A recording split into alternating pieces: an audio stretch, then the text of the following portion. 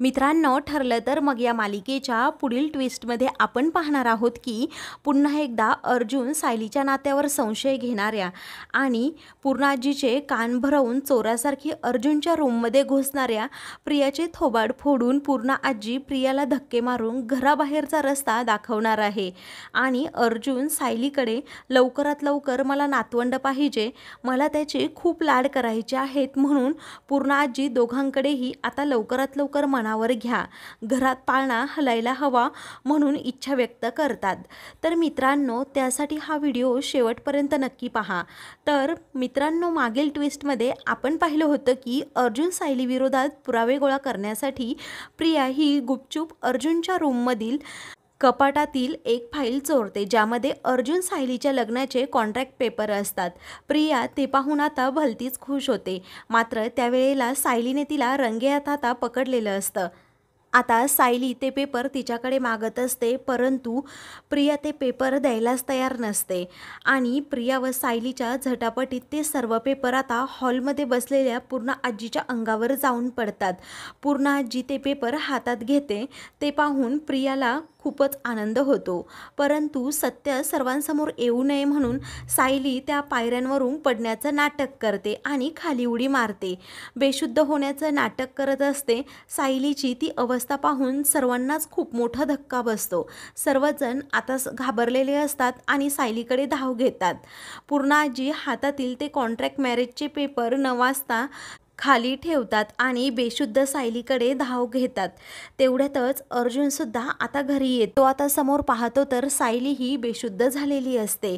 अर्जुन आता खूपच घाबरतो, तेव्हा तो पटकन म्हणतो की पाणी घेऊन या। विमल पटकन पाणी घेऊन येते। अर्जुन तिच्या तोंडावर पाणी मारून तिला शुद्धीवर आणण्याचा प्रयत्न करतो। हुशार सायली ही शुद्धीवर येताच अर्जुनला इशारा करत असते की ते कॉन्ट्रॅक्ट पेपर काहीही करून तिथून गायब करा।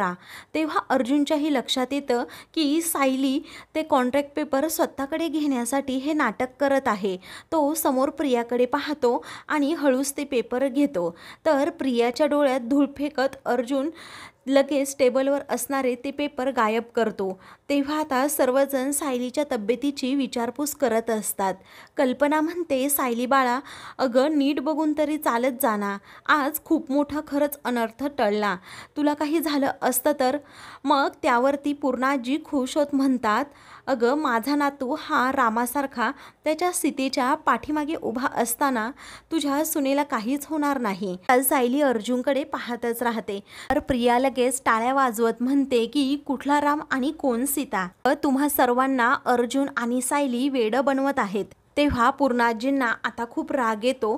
पूर्णाजी आता चिडूनच म्हणतात, तन्वी तुझं पुन्हा एकदा हे गाणं चालू झालं का, आता बस कर, मी काही एक ऐकून घेणार नाही। माझ्या अर्जुन आणि सायलीचं खरंखुरं लग्न झालेलं आहे। आता हट्टी प्रिया म्हणते की तुम्हा सर्वांना ह्यावेळी माझं ऐकून घ्यावंच लागेल, मी जे बोलतीये ना ते पूर्णपणे खरं आहे। आता असं म्हटल्यावर पुन्हा सर्वजण तिच्याकडे पाहू लागतात। पुढे आता प्रिया म्हणते, मागच्या वेळेसारखे बिनबुडाचे आरोप मी करत नाहीये, तर माझ्याकडे पुरावा आहे। पूर्णा आजी विचारते, कसला पुरावा आता आहे तुझ्याकडे? प्रिया लगेच खुश होते आणि टेबलवरील ते पेपर्स पूर्णा आजीच्या हातात ठेवत म्हणते, हा घे पुरावा, सायली आणि अर्जुनचे 1 वर्षाचे कॉन्ट्रॅक्ट पेपर। ते पाहून आता सर्वांना खूप मोठा धक्का बसतो। तर प्रिया, हे तू काय बोलतीये असं आता पूर्णा आजी म्हणतात। तेव्हा पूर्णाजी ते पेपर वाचू लागतात आणि सनसनीत प्रियाच्या कानाखाली मारतात। तेव्हा हे पाहताच घरातील सर्वांना आता खूप मोठा धक्का बसतो। तर आता कुणाला काही समजत नाही नक्की ते पेपर्स कसले आहेत, म्हणून एक एक करून सर्वजण ते पेपर्स वाचू लागतात। सर्वांनाच आता प्रियाचा खूप राग येतो। आता प्रियालाच प्रश्न पडतो की माझ्यासोबत नक्की हे काय घडतंय, मी तर सर्वांना खूप मोठा पुरावा दाखवलाय। ती पूर्णाजींना उलटच विचारते, तू मला का मारलं, उलट तू सायलीला आता घराबाहेर काढायला हवं होतं, कारण तिने तुम्हा सर्वांना धोका दिला आहे। आणि हे ऐकताच पूर्णा आजी पुन्हा 4-5 प्रियाच्या कानाखाली ठेवून देतात, तर प्रिया जमिनीवर कोसळते। ती पुन्हा पूर्णा आजींना विचारते, अगं तू मला का मारतीयेस? ती जरा चिडलेली असते, तर पूर्णा आजी चिडूनच म्हणते, तुझ्या खोटेपणाची नशा उतरवण्यासाठी मी या 2-3 तुला मुस्काटीत मारल्या, अगं तन्वी, तू काय आम्हाला मूर्ख समजलीस का? अगं तू कोणत्याही पेपरला अर्जुन सायलीचं नाव देशील असं खोटं का बोलतेस? जरासुद्धा खोटं बोलताना तुला लाज वाटत नाही का गं? वेळी प्रिया म्हणते हे सर्व अर्जुन सायलीचे कॉन्ट्रॅक्ट पेपर आहेत. तुला नीट वाचता तरी येतंय का? असं म्हणून त्या खूपच भडकतात. पूर्णाजी या खूप चिडलेल्या असतात आणि त्या प्रियाला रागातच म्हणतात की तुला वाचता येतंय ना, मग पुन्हा एकदा डोळे फाडून हे पेपर वाच. म्हणून पूर्णाजी ते पेपर्स आता प्रियाला वाचण्यासाठी देतात. तर आता मित्रांनो, ते पेपर्स वेगवेगळे असतात कारण अर्जुनने ते खऱ्या पेपर्सच्या जागी खोटे पेपर्स ठेवलेले असतात. परंतु प्रिया मात्र पूर्णाजीसमोर चांगलीच तोंडावर पडलेली असते. तिचा आता चेहराच उतरलेला असतो. तेव्हा अर्जुन समोर अर्जुन आता प्रियासमोर येतो आणि तिला म्हणतो, हे माझ्या क्लायंटचे पेपर्स आहेत. तुझी हिंमत कशी झाली माझी फाईल चोरण्याची? आता मी तुझ्यावर गुन्हा दाखलच करतो असं म्हणून तो प्रियाला आता चांगलंच घाबरवतो.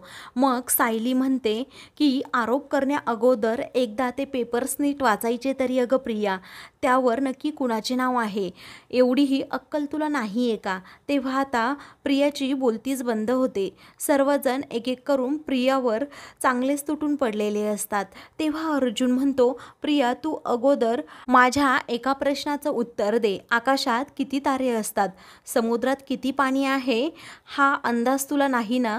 मग माझ्या मनात कोणाविषयी किती प्रेम आहे त्याचा अंदाज लावणं पण आता सोडून दे. कारण माझं सायलीवर खूप प्रेम आहे असं शब्दात मोजता येणार नाही, कळलं का? असं म्हणून प्रिया खाली मान घालून आता खूप रडत असते. तर अर्जुन पूर्णाजीला विचारतो, तू दरवेळेला प्रियाला पाठीशी घालून सायलीला शिक्षा देत असते, तर आजसुद्धा उघड उघड प्रियाची चूक आहे. ती माझ्या रूममध्ये चोरून लपून गेली. माझ्या रूममध्ये जाऊन तिने पेपर्स शोधते. याचा अर्थ काय? तू काही बोलणार आहेस की नाही? तर आता पूर्णाजी चिडूनच प्रियाच्या समोर येतात आणि आज हे कृत्य करून तू सर्वांसमोर मला मान खाली घालायला लावलीस. आत्ताच्या आत्ता इथून चालती हो असं म्हणून प्रियाला त्या तेथून काढून देतात. ती स्वतः संताप करत रूममध्ये निघून जातात. मुद्दामच आता प्रियासमोर अर्जुन हा सायलीला उचलतो आणि आतमध्ये घेऊन येतो. हे पाहून प्रिया आता रडतच तेथून निघून जाते आणि पुन्हा एकदा सायली अर्जुनने तिचा प्लॅन हा फ्लॉप केलेला असतो.